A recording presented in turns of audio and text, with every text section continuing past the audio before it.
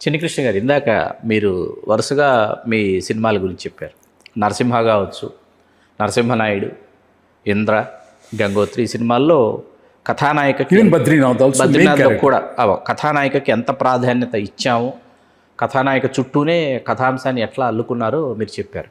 అసలు స్త్రీ పాత్రలు, స్త్రీమూర్తులు వీళ్ళకు ప్రాధాన్యత ఇవ్వాలి వెండితెర మీద అని ఒక కథా రచయితగా మీకు ఎప్పుడు అనిపించింది, ఎందుకు అనిపించింది? నాకు ప్రధానంగా అనిపించడానికి నాకేం కారణం లేదు. నాకు మమ్మ అంటే నాకు చాలా ఇష్టం. మమ్మ అంటే నాకు ఎంత ఇష్టం అంటే, to be frank with you, మా అమ్మ చనిపోయి 1 సంవత్సరం పైన అవుతుంది. మా అమ్మ చనిపోయినప్పుడు నాకు గుండె చేశారు, పిలక పెట్టారు. సో గుండె చేసి పిలక పెట్టినప్పుడు నాకు ఏడుపు ఆగట్లేదు అనమాట. మమ్మల్ని క్రిమేషన్ చేసింది కూడా నేనే, తలకొరుగు పెట్టింది కూడా నేనే.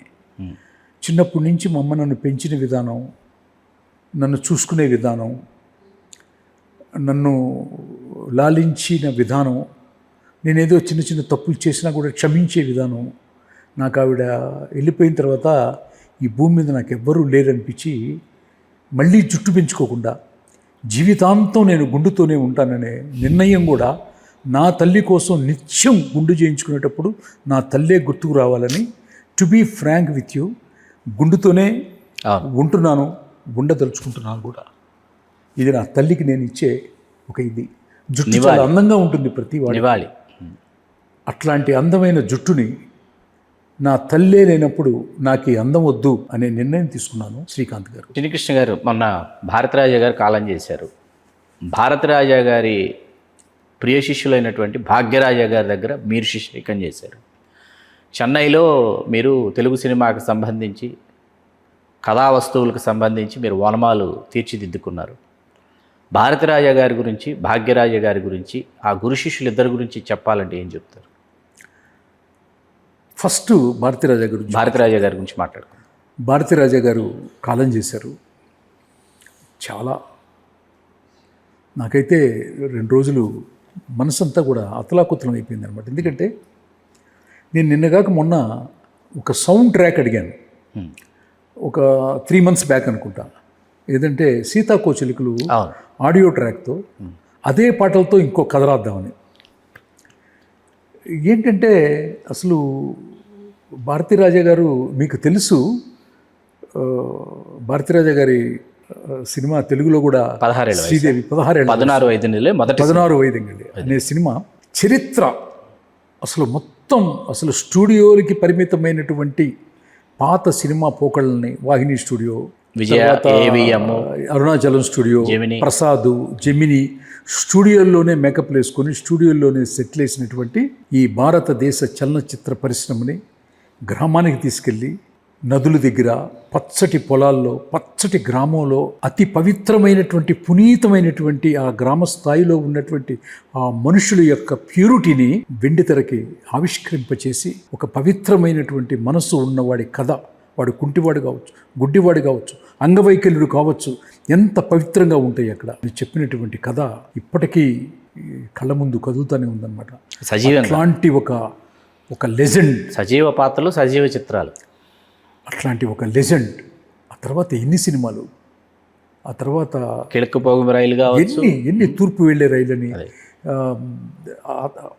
ఎన్ని సినిమాలు, ఆయన రీమేకులు, సింగపూర్ రోజా కళ్ళు, ఆయన రీమేకులు ఇక్కడ స్ట్రైట్ సినిమాలతో సమానంగా తెలుగులో రీమేకులు ఇక్కడ చాలామంది దర్శకులకి జీవితాన్ని ఇచ్చాయి. అట్లా అని ఆయన గ్రామ స్థాయిలోనే తీస్తాడు. ఆయనకి పెద్ద పల్లెటూరు తప్పితే ఏమీ లేదు. ఆయన తేనె దగ్గర ఒక విలేజ్లో పుట్టాడు, దాని మీదే కమాండ్ ఉంది అనుకున్నప్పుడు ఇమీడియట్గా యూటర్న్ చేసి ఎర్ర గులాబీలు, సింగపూర్ ఏంటి, టిక్ టిక్ టిక్ అనే సినిమాలు సెన్సేషనల్ హిట్ చేశాడు. ఖైదీ ఊరు డైరీ, మోడ్రన్, ఒక ఖైదీ డైరీ మా గురువు గారు డైరెక్ట్ చేశారు. భాగ్యరాజు గారు హిందీలో చేశారు. స్క్రిప్ట్ మా గురువు గారు స్క్రిప్ట్ రాశారు. అమితాబ్ బచ్చన్ గారు ఆఖరి రాస్తా, ఇక్కడ వచ్చి కమలాసన్ గారు చేశారు. అట్లా అన్నిటికంటే ఇంకా చాలా గొప్పది నాకు ఇప్పటికి కూడా భారతీరాజా గారు అంటే అపారమైనటువంటి ప్రేమ, గౌరవము ఆయనలో ఉన్నటువంటి కథా రచయిత. శివాజీ గణేషన్ గారు ఒక 60 years ప్లస్ అప్పటికి ఓల్డ్ మ్యాన్, ఆయన్ని హీరోగా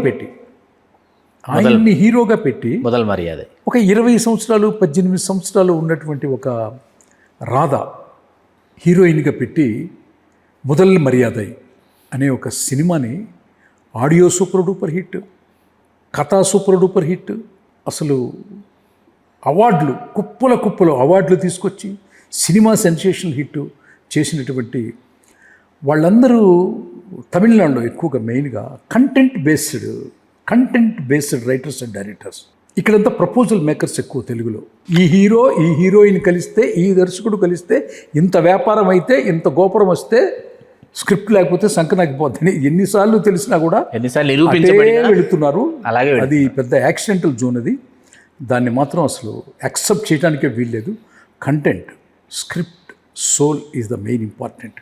అట్లాంటి భారతీరాజా గారు ఇవాళ లేరంటే నిజంగా తెలుగు చలనచిత్ర పరిశ్రమ కాదు, భారతదేశ చలనచిత్ర పరిశ్రమ ఒక లెజెండరీ వ్యక్తిని కోల్పోయాం అంతే.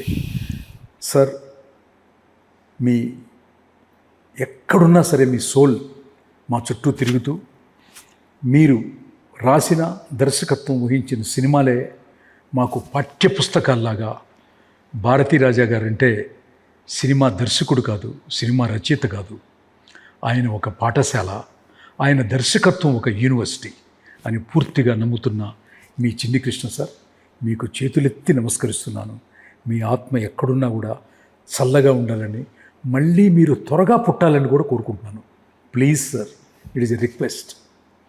ఏ తల్లి కడుపునో పుట్టేయండి సార్, మళ్ళీ మీ ఆత్మే పుట్టాలి, ఇంకొక సెన్సేషన్ క్రియేట్ చేయాలి. ఈ దేశానికి చెప్పారు, మీరు మళ్ళీ పుడితే ఈ ప్రపంచానికే చెప్తారనే పూర్తి విశ్వాసం ఉంది భారతీరాజా గారు. I love you sir. Thank you. Hello, Telugu రాజ్యం ఛానల్ చూస్తున్నారా?